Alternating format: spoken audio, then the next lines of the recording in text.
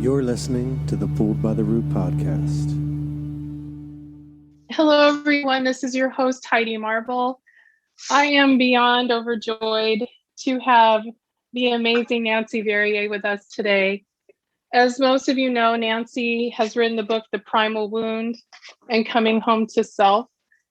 It is such an honor for me to speak with Nancy, and she has been a person that I've been able to connect with for about a year now as I've gone through the progression of my own healing. Nancy is a psychotherapist. She's also a mother, a teacher, an author, a lecturer, just among some of the things that you are, Nancy. And first and foremost, I just want to express my gratitude for you taking the time to speak with me and to speak to our audience. So I just wanted to say welcome. And when I read your books, they were absolutely life-changing. And one of the things that when I opened your book and I read this, it said, what adoptees need to know is that their experience was real. Adoption isn't a concept to be learned or a theory to be understood. It is a real life experience, which adoptees have had and are continuing to have, and the conflicting feelings are legitimate. Their feelings are their response to the most devastating experience they are ever likely to have, especially coming from your perspective as a therapist and an adoptive mother. I just wish my adoptive mother would have known and understood. And that's why I think these conversations are so important, is to really explain to people that this loss is real. So I don't know if you want to respond to that. It was just very powerful for me to read that. I think it's very difficult for people to understand it unless they've gone through it in some aspect, because, you know, we are, as an adoptive mother, I was just thrilled to have this baby. And it never occurred to me at the time that she was being separated from her mother, and that was going to have an effect on her and effect on all people who are separated from their biological mothers, because it's not a natural thing to have happen.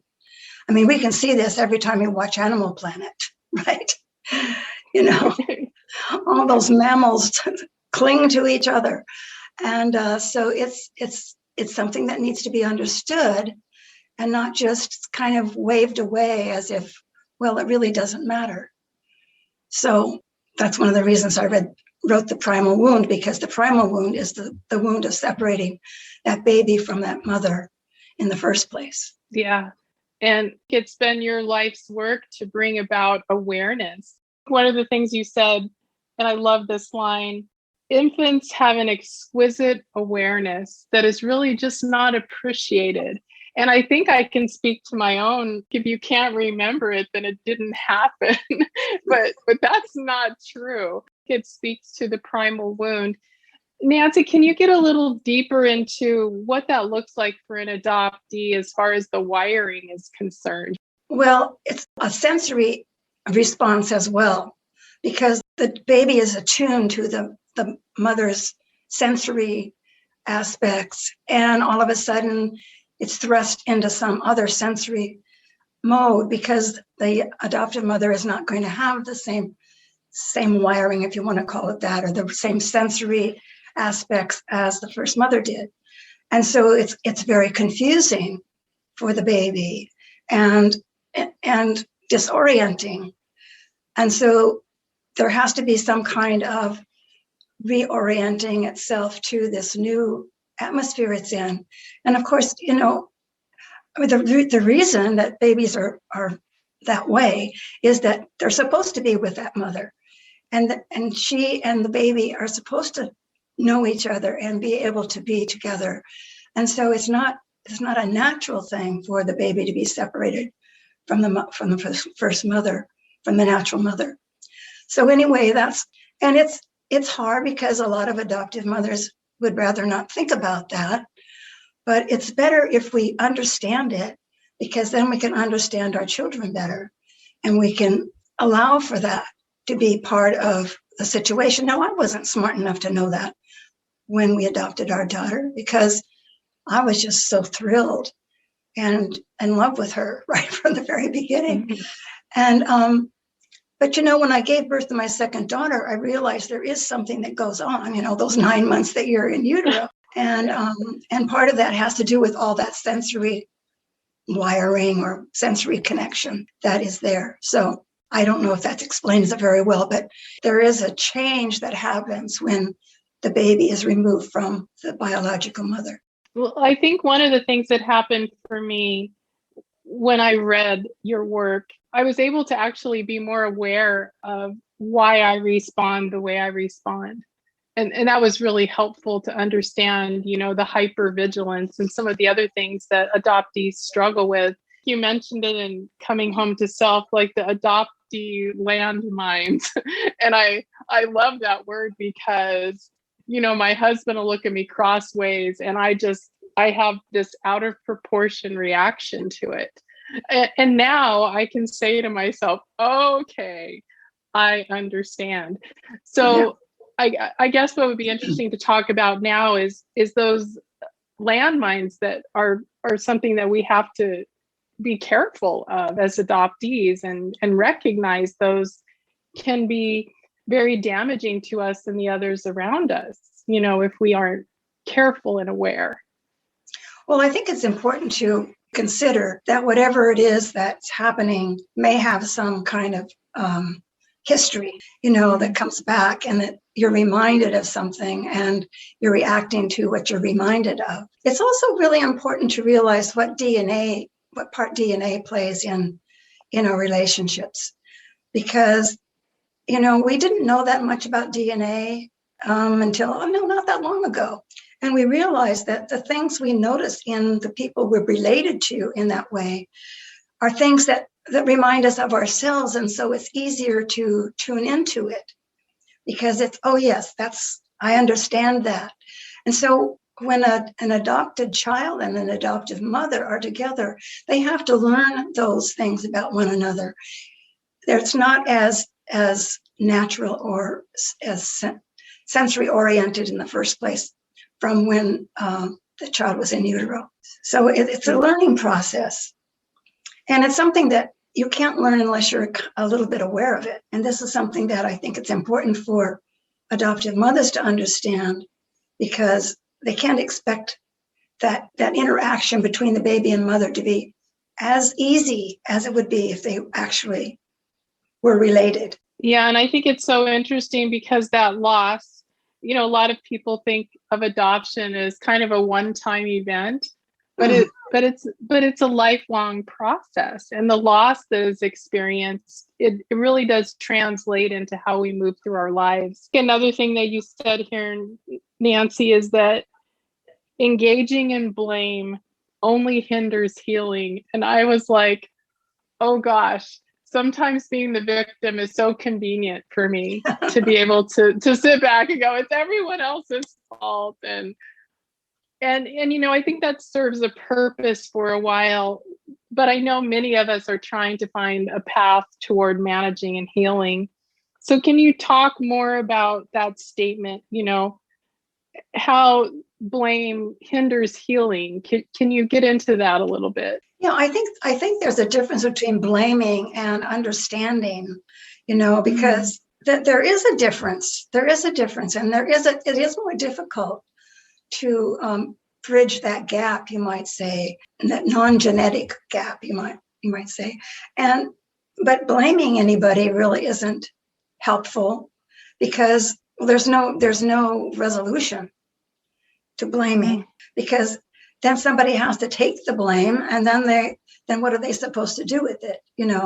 Especially in a case like this. Now, it's true that the child is more victim than anybody else, because they have absolutely no say in what's going on and what happens to them.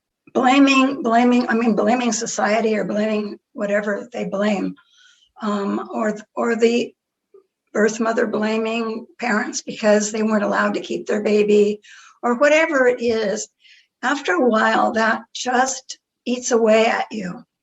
And it doesn't help to be in that state of blaming somebody or someone or society or whatever. And just say, okay, what can I do to make life better for me? What can I do to make life better for the people around me? And instead of trying to find a place to put all the blame. It's a hard one, having to take responsibility for ourselves and our healing. That is a very big task, especially when there's so many outside factors that happen that we can't control. And another thing that you said too, Nancy, speaking to this point, is traumatic memories lack verbal narrative and context. They are encoded in the form of vivid sensation and images. So this trauma that lives inside of us, they lack a verbal narrative. I'd never thought about it that way. And can you explain that a little bit more? Because I think in order for us to not take the blame, to be able to heal, it's almost like the trauma doesn't have the ability to speak. It's more of a sensation or... Yeah, that's right. That's why I had so many people write to me after I wrote The Primal Wound, because they said I put words to what they were experiencing. Yes, Nancy. They had no words for it because it was all happening.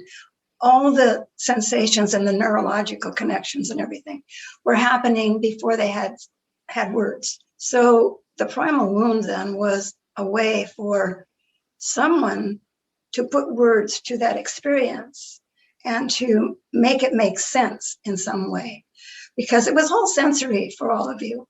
There's so much that we don't talk about so far as sensory memory is concerned. But I think it's really important. It's important for all mammals and probably other species as well. Yeah, I couldn't agree with you more. And I love the Animal Planet reference because it really simplifies it. You don't have to get a master's degree. You just turn on Animal Planet and you can see the connection is real. And if that connection is severed, it is definitely not good. No, and you notice those mothers looking for their babies if they're lost in the forest or something. And I don't know, there was Serengeti was on TV this last week, and it had a lot of those instances of different animals and their babies. And I thought, boy, I wonder how many adoptees are watching this program. But exactly, yeah, it definitely it definitely is a landmine, Nancy. And I want to talk about the landmines too, because I am prone to clearly exaggeration and sabotaging. And another thing that you brought up that I thought was interesting is that in some instances, adoptees wait for people to be in touch with them because they don't value their own worth. And when I read that, I was like, oh my gosh, that's why I do that. But it's actually sabotaging relationships.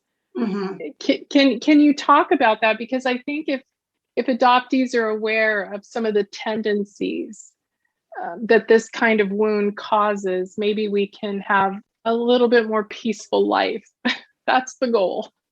Well, it's really easy to feel that way when, for some reason, you're not with your original mother, because somehow that feels like abandonment, rejection, whatever you want to call it, even though in many cases, it wasn't the mother that made the decision.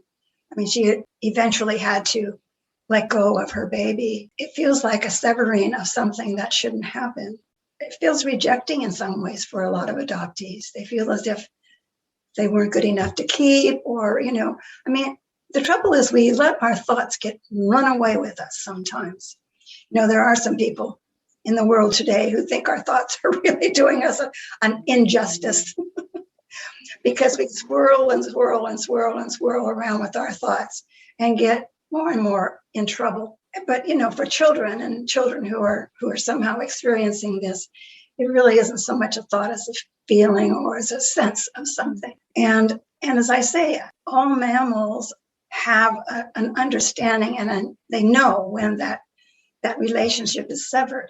I mean, I lived in the country, we had sheep, and sometimes for some reason, the mother wouldn't allow the baby to nurse. And so, we try to put the baby with another mother or mother with another baby. that didn't always work very well because they knew who they were supposed to be connected to, and they didn't really want to be connected to anybody else.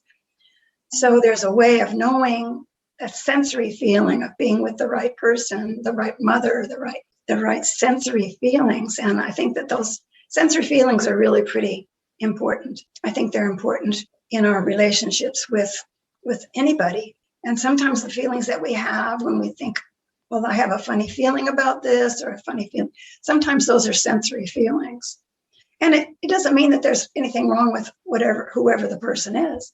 It just means that it doesn't quite fit in with something that's familiar. And so it's a little bit more scary when it's not familiar. Yeah, because I know adoptees are notorious for having trust issues and all of these things, Nancy, and it's a lot. I know. It is definitely a lot to work through. I just want all adoptees to realize there's nothing wrong with you. There's nothing Can wrong. you repeat that? Can you repeat that? Okay, there is nothing wrong with you. And so many adoptees blame themselves. Somehow they just weren't up to par and mother didn't keep them or whatever. It has nothing to do with who you are. Absolutely nothing. I mean, I've never met an adoptee I didn't like, so. And I just wish that all of you realize that there's nothing wrong with you. Something happened to you. You don't have to identify with what happened to you. Whoever you are, you've always been, and you need to allow that person that you are to emerge and not think that you have to put it down because of this or that or the other or these things that you believe about yourself, because that's not necessary. It really, the person you are is fine, wonderful, and you don't have to be thinking that something's wrong. There's something wrong with me. That's such a hard thing for us to overcome. It really is. It's very hard. But I want to believe that there is something on the other side of that. And thank you for saying that so much. It was really great. I love this too, Nancy. This is out of Coming Home to Self. This is a paragraph that really spoke to me. And this will kind of tie in with what you just said. You must stop allowing the fearful inner child to rule your life. Please repeat after me. I will no longer allow my fearful inner child to rule my life without having to shut her out, ignore her. You can leave her out of the decision-making process. You can listen, validate, and assure her, although you hear her fear, your adult self will take care of her. Acknowledging her is not the same as allowing her to tell you how to conduct your life. And I know you're referencing to her, but this applies to he's and hers. And I think that this is a really interesting way to look at that fearful inner child and how if that child is taking the wheel, there are going to be a lot of wrecks. Well, the thing is, too, is to think about, if this hadn't happened to you when you were a child, you would still grow up and have to make adult decisions. And you do have to make adult decisions. And whether that's the inner child that feels scared or unable to, or just not up to it. Yes, you have grown up. You have learned lots of things. In fact, you have some inner knowledge that people that haven't had that experience haven't had that experience. And that gives you something to help with those decisions. But the decision should never be to short yourself in any way. To say, well, I'm not worth it, or I don't deserve it, or that kind of thing, because that just isn't true. It isn't true at all. I don't know how to get this across, except I don't believe it's true. So you tell me that. Well, that is helpful, Nancy. No, that is helpful because obviously I'm trying to get you to convince me and everyone else out there. No, it's really great because I know you've had a lot of interaction with adoptees and helped a lot of people and had your own experience with your daughter and your body of work. There's so much in it that I wish we could, we had days and days to speak about. One thing I'd like to touch on too, Nancy, is how you feel about reunion. I know you mentioned it in your writing and in your work. Can you tell people how you feel about reunion and what role it plays, because I know for a lot of adoptees, the outcome may not be what we imagine in our mind, but I think it still has the power to heal us because it gives us the history, it fills in the blank. Can you share your thoughts about that? Well, I think everyone in this world has a right to know their ancestry, not even talking about the relationships particularly, but, to say that, well, you're adopted, so you're cut off from your biological family is just not okay. It's just not okay. And the other thing is that there is a special relationship between a child and that mother that gave birth to them. And there's no reason why that they can't have that relationship, whatever it is. And I think that cutting people off from their own self, in a sense, is not all right.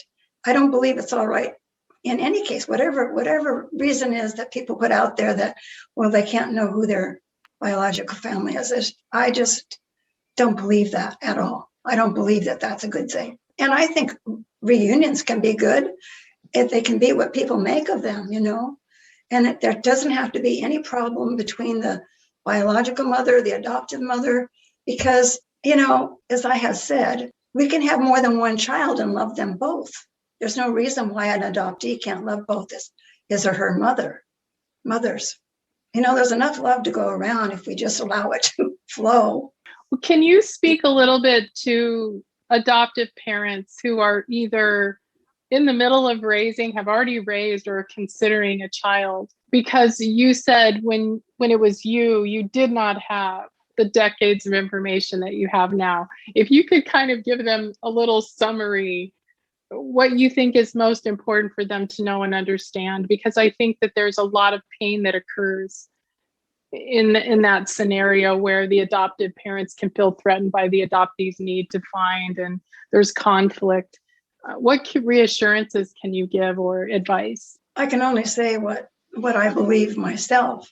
And as I say, that an adoptee has a right to know who their biological mother is, has a right to know who their biological families are. And I think that every person in this world has a right to know that. I don't think we should cut people off from who they are.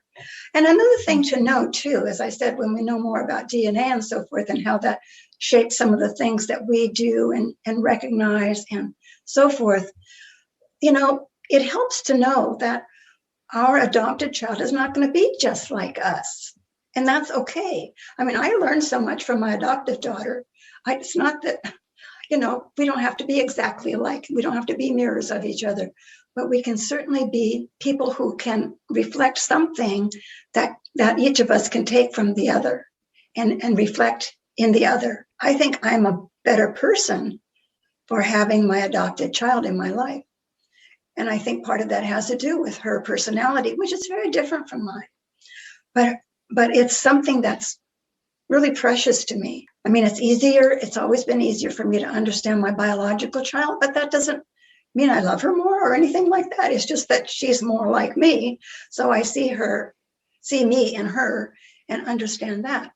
But there are so many things that the difference between the families has brought into my life too, that I think is very important, because I just think we need to be more open. And, yes. And I realize, I don't know, I think that probably today, new adoptive parents are maybe a little more wise. At one time they thought, oh, it's just like having your own baby. Well, it isn't just like having your own baby. And maybe it was easier for me to understand that because I did have my biological child as well. And one of the things I realized when I had my biological child is that there's always going to be a connection between that biological mother and child, and even though I wasn't separated from her, you're never quite separated, because you have the same DNA and all that kind of thing. So, and as I say, we didn't know about that. We didn't talk about DNA in the early 70s. Yeah. Well, I appreciate you speaking about that, Nancy, because the more educated all of us are, the better the outcome is going to be, because if adopted parents understand the special situations surrounding the adoptee and that they do have these two worlds they're they're involved with, that, you know, help them navigate through that instead of pretending it didn't happen. You know, Well, I think you yeah. wrote about, you know, we just don't arrive like on the planet, here we are. Right. There's a process. That little stork or whatever dropping us on the earth. Yeah. No, and you know, there's both the trauma. I mean, this baby suffered a trauma when separated from the mother. And think, well, you know, it happens when they were so young. Yeah, the younger they are, the worse it is. That baby is sensory connected, psychologically connected, every way connected to that mother. And in fact, I don't even like that mothers can't stay home with their babies for, let's say, the first year of their lives, as they do in Europe, because I think that's really important. But, you know, one of the things we have to understand then is that that baby has suffered a trauma right at the very beginning of his or her life.